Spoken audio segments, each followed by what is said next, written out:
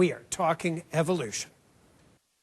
It's the 150th anniversary of the publication of Darwin's On the Origin of Species. Richard Dawkins is with me. He's at Oxford University. He's just published a book about evolution, The Evidence for Evolution. The title is The Greatest Show on Earth. So are these fossils here at the Royal Ontario Museum what you mean by the greatest show on Earth? Yes, they're a very good example. This happens to be American fauna. South America was an island until about 3 million years ago. And in glorious isolation, it produced things like that's the giant sloth, giant ground sloth, which is a relative of that modern animal, which is a modern sloth. Giant armadillos, glyptodons. Look at the lovely cap on them. These were a unique South American fauna which developed because South America was an island. So it was possible for things to flower in isolation, separately from the rest of the world. Unfortunately, most of these large animals went extinct at the time when humans invaded, maybe 10,000 years ago, which is really, really sad. Now, 10,000 years is an interesting date because hardcore creationists would argue that that is the age of the world. And a creationist could come in here and see this as representative of the glory of God, not of evolution. So what would you respond to somebody, or what would you say to somebody who would see it that way? I think I would say, why would God have arranged the creations of his mind in this beautiful hierarchical family tree? Everything about them, not just the bones, but the molecules, the genes, everything about them speaks volumes of a hierarchical pedigree. This is a family tree. If God had made them, he wouldn't have bothered to make them into a family tree. He said, we'll have one of those there, we'll have one of those there, and we'll borrow a bit of an idea from there and stick it on there. It just doesn't make sense. Well, of course, everybody knows that anyway. So. Now, you seem not to be able to understand how people can look at all this evidence and still believe that evolution didn't happen.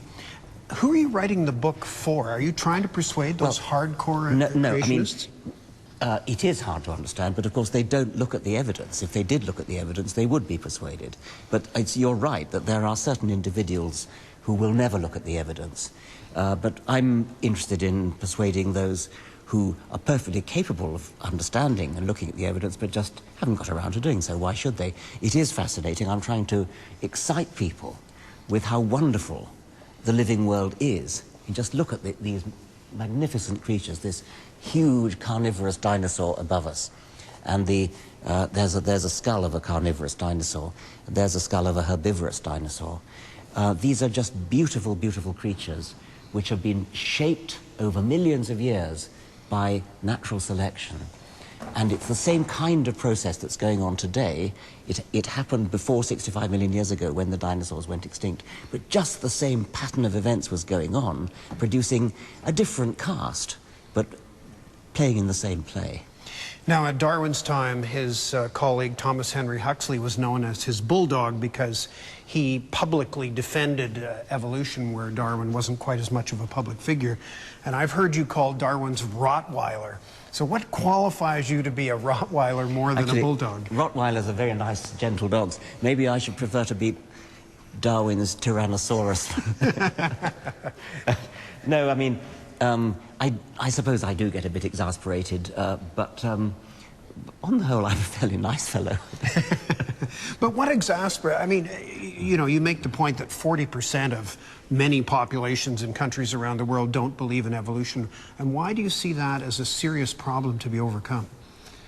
Because it is so disappointing when the truth is so magnificently fascinating that people should be benighted in this way and to not appreciate what can be done by evolution over billions of years. And instead they've got this pokey, parochial, tin pot little idea of a world that's only 10,000 or 6,000 years old. How sad that children should be brought up in ignorance of this amazing fact of our existence and how it came to be.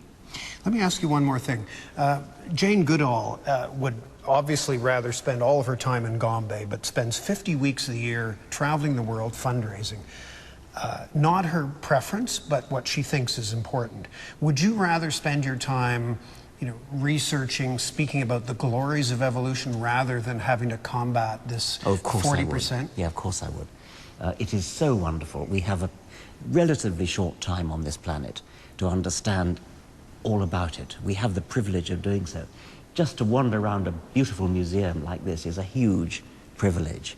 And to have to waste your time fending off these, I jokingly referred myself as Darwin's tyrannosaur. I mean, these little yappy terriers snapping at your heels, refusing to look at the evidence, and much worse, browbeating, brainwashing children into not looking at the evidence too. It's so sad and such a waste of time. Well, happily, much of the book, your new book, The Greatest Show on Earth, is about the glories of evolution. Thanks very much. Thank you very much. Richard Dawkins, author of The Greatest Show on Earth.